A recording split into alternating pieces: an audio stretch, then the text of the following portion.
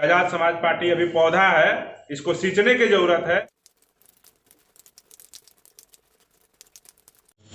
जय भीम।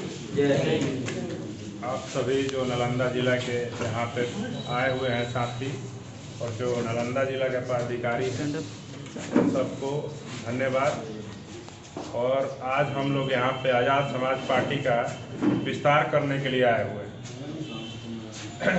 अभी सारे जिलों में जब से गठन हुई है पार्टी, अभी एक हफ्ता से पूरे बिहार में घूम घूम करके पार्टी का गठन का काम चल रहा है। तो आज़ाद समाज पार्टी के बारे में आप लोग सीधा समझ लीजिए कि ये एक पौधा है। अभी जो 15 मार्च को जो मानवर कांसीराम साहब का जन्म दिवस था, तो इस पौधे को जमीन में मतलब कि रोपण किया गया है। और इस पौधे को बढ़ाने के लिए आप जैसे युवाओं का, गार्जियन जो अभिभावक हैं, उन सब का ज़रूरत है। और आज़ाद समाज पार्टी बनाने के पीछे बड़े भाई चंद्रशेखर आज़ाद जी का यही मकसद था कि जिस तरह से बहुजन समाज पे लगातार अत्याचार की घटनाएं हो रही है, हत्या हो रहा है, जिस तरह से शोषण हो रहा है, संवैधानिक आरक्षण को छीना जा रहा है, और जिस तरह से सुप्रीम कोर्ट के द्वारा लगातार बहुजन समाज के अधिकारों को छीनने का प्रयास किया जा रहा है, केंद्र सरकार सीधे कुछ नहीं कर रही है। आप लगातार देखिएगा तो सुप्रीम कोर्ट हमेशा बहुजनों के खिलाफ ऐसे ऐसे फैसले देती है जिससे आप मतलब हतप्रभ रह जाइएगा कि सुप्रीम कोर्ट कानून की रक्षक है या देश के बहुजनों के अधिकारों की भक्षक है, ये आप समझ नहीं पाइएगा। बीते दिनों से आप देखिएगा, कुछ ही दिन पहले उन्होंने ओबीसी का आरक्षण खत्म करने का प्रयास किया। ओबीसी की जो मेडिकल की सीट थी पूरे देश में, उसमें तकरीबन 20 से 24 हज़ार सीट जनरल कोटे के जो छात्र होते हैं उनको चला गया। यानी कि इस देश में जो ओबीसी के 24 हज़ार डॉक्टर बनते बच्चे, वो 24 हज़ार डॉक्टर नहीं बनेंगे बच्चे ओबीसी के, वो सीट चला गया जनरल वालों को। तो इस तरह से सुप्रीम कोर्ट आपको आरक्षण को छीनने का प्रयास कर रहा है, आपके नौकरी को छीनने का प्रयास कर रहा है, आपके शिक्षा के अधिकार को छीनने का प्रयास कर रहा है। सुप्रीम कोर्ट ने कुछ साल पहले, अभी 2 साल पहले, SC/ST एक्ट जो होता है, जिसको बिहार में हरिजन एक्ट भी लोग कहते हैं, लेकिन ऐसा नहीं कहना चाहिए, उसका नाम है अनुसूचित जाति जनजाति अत्याचार निवारण अधिनियम। इस बात को आप लोग समझिए कि हरिजन शब्द का इस्तेमाल पहले आप लोग करना बंद कर दीजिए, क्योंकि हरिजन हम नहीं हैं। क्योंकि हम हरिजन मतलब क्या होता है? हरि, हरि मतलब भगवान, और जन मतलब लोग, माने जैसे हम लोग हैं, हम लोग जन हैं, और हरि मतलब भगवान होते हैं। तो भगवान के तो हम लोग जन है नहीं। अगर हम लोग भगवान के जन होते तो ना कोई गरीब होता हमारे यहाँ, ना किसी हमारे बहनों पर अत्याचार होता, ना किसी भाई के साथ शोषण होता। तो हम लोग हरिजन नहीं है, हम लोग अनुसूचित जाति हैं, अनुसूचित जनजाति हैं, हम लोग बहुजन हैं। हम लोग हरिजन नहीं है, हम बहुजन हैं। हरिजन के जगह पे हम लोग बहुजन शब्द का इस्तेमाल करें सबसे पहले। और दलित, पिछड़ा और मुसलमान सब आपका भाई है। अगर कोई भी व्यक्ति आप लोग को आपस में लड़ाने का प्रयास करता है जाति के नाम पे, धर्म के नाम पे, कि मुसलमान ये कर देगा और मतलब आपको मार देगा, या किसी भी तरह का आप लोग को लड़ाने का प्रयास किया जाता है गाँवों में ऊंची जाति के लोगों के द्वारा, तो इसको षड्यंत्र को आप लोग समझिए। आपस में लड़ना नहीं है, वो भी अपना भाई है।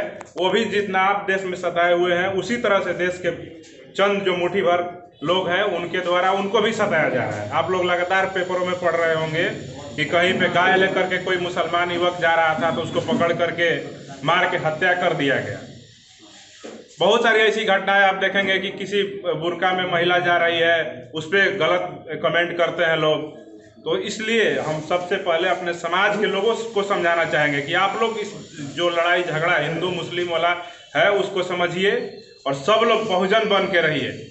और जिस तरह से पूरे देश में जो सरकार है मोदी की, जो मनुवादी ताकतें हैं, लगातार आपके अधिकारों का हनन कर रही है, वैसे परिस्थिति को देखते हुए जब हमारे नेता, चाहे हमारे बिहार के रामविलास पासवान हो या कोई भी जो बहुजन समाज के जो नेता थे, जो सांसद बने, दिल्ली गए और मंत्री बने, वर्षों से वो लोग कब्जा जमाए बैठे हुए हैं पदों पे, लेकिन जब आपके समाज में आपका अत्याचार होता है तो वो लोग एक शब्द नहीं बोलते हैं।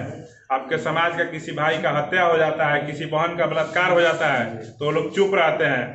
आपके कहीं भी आरक्षण को खत्म कर दिया जाता है तो सड़कों पे नहीं आते हैं। उल्टे जब 2 अप्रैल में भारत बंद हुआ था पूरे देश में, तो यही बिहार के जो माननीय श्री रामविलास पासवान जी अभी केंद्र सरकार में मंत्री हैं, ये कहते हैं कि ये जो रोड पे उतरे हुए हैं ये सब बहके हुए नौजवान हैं। बताइए, जब आपका अधिकार खत्म हो रहा था, जिस कानून से इस देश के मनुवादियों में डर है कि अगर हम दलितों पे अत्याचार करेंगे तो ये लोग उस कानून का इस्तेमाल करके FIR कर देंगे और हम लोग को जेल जाना पड़ेगा।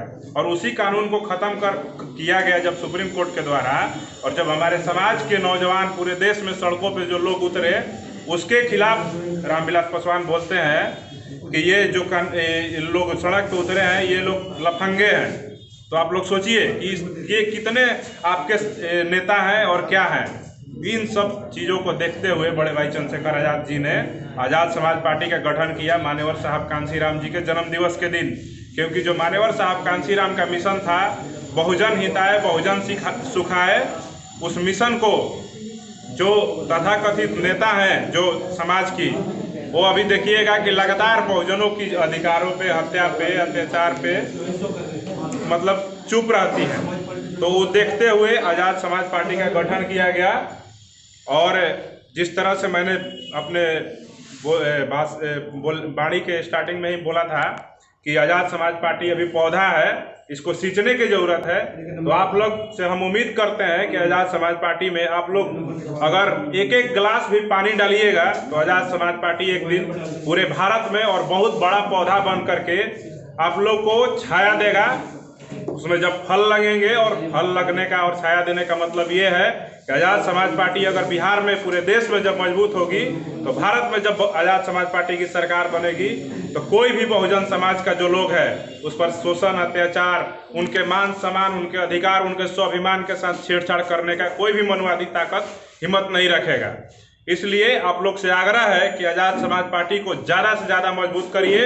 और जहां भी जाइए आप लोग कम से कम अपने, अगर इस मीटिंग के बाद अगर आप लोग यहां से जाते हैं तो अपने जिलों में, गाँवों में, घरों में कम से कम 10 से 20 लोगों को बताइए कि आज़ाद समाज पार्टी हम लोग की पार्टी बनी है और उस पार्टी को मजबूत करना है। क्योंकि आज देखिएगा पूरे बिहार में कहीं भी अत्याचार होता है तो सबसे पहले भीम आर्मी के जो नौजवान हैं, ये सारे लोग आपको खड़े दिखेंगे सड़कों पे। कोई नेता नहीं दिखता है। आप जिसको विधायक चुन के भेजते हैं वो आपके समाज के मुद्दे पे चुप हो जाता है। इसलिए आज़ाद समाज पार्टी को मजबूत करने की जरूरत है। मैं इन्हीं सब बातों के साथ अपनी वाणी को विराम दे। जय भीम।